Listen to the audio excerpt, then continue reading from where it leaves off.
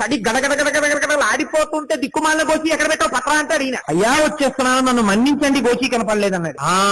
నాకు అర్థం, నీ కన్ను నా మీదే పడింది, నాకొక మహిమాన్వితమైన గోచి ఉందని, ఎప్పటికైనా నేను నిన్ను చూడ్డానికి వస్తానని, నాకు కొత్త బట్టలు పెట్టే ప్రయత్నంలో ఈ పాత గోచి కొట్టేయచ్చని, దాని వల్ల మహిమలు పొందొచ్చని నా గోచి కాజేశావు. హమ్మ వైశ్యుడా, నీ సంగతి నాకు తెలియదనుకున్నావా? నువ్వు చేసిన అన్నదానంలో, నువ్వు చేసిన వస్త్రదానంలో వ్యాపారమే ఉంది, అందులో నీకు నిజంగా భగవంతుని యందు ప్రీతి లేదు. ఆయన అన్నాడు, అంత మాట అనకండి, నిజంగా నాకు అటువంటి ఏ విధమైన స్వార్థం లేదు, అంటే నిరూపించుకుంటావా?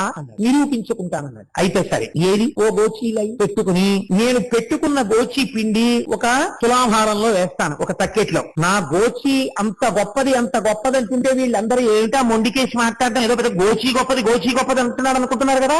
నా గోచితో సమానమైన వస్త్రాలు, ఐశ్వర్యం నీ దగ్గర ఉందేమో చూపించాను అని గోచిను పక్కన పారేశాడు తక్కెట్లో. పాపం ఆయన ఇంట్లో దానం చెయ్యడానికి పెట్టుకున్నటువంటి పంచలు, చీరలు తీసుకొచ్చి అన్ని వేసేశాడు. లేవదు.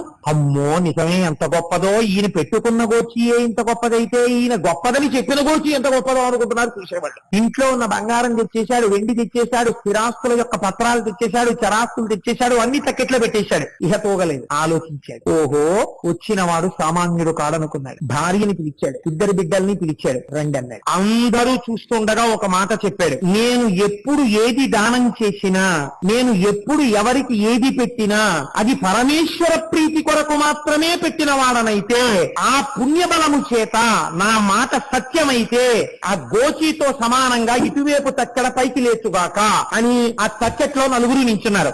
ధన్మని గోచి ఉన్న వైపు కిందకి దిగిపోయింది, పైకి లేచు. బ్రహ్మచారి అంతర్ధానం అయిపోయాడు. ఆ దేవాలయంలో ఆయన రోజు ఏ శంకరుణ్ణి ప్రార్థిస్తాడో ఆ పరమాత్మ నందివాహనారూఢుడై పార్వతీ సహితుడై సాకారంగా ప్రత్యక్షమయ్యాడు. ఈ నలుగురిని తనలో ఐక్యం చేసుకున్నాడు. నీవు చేసిన సేవలో ఉన్నటువంటి గొప్పతనాన్ని ఆవిష్కరించి నిన్ను నాలో కలుపుకోవడానికి నువ్వు ఒక్క నమస్కారం నిజాయితీతో చేసినందుకు నా వస్త్రము కన్నా నీ వినయం గొప్పదని తక్కెటిని పైకి లేపి నాలోకి నేను తీసేసుకున్నానన్నాడు.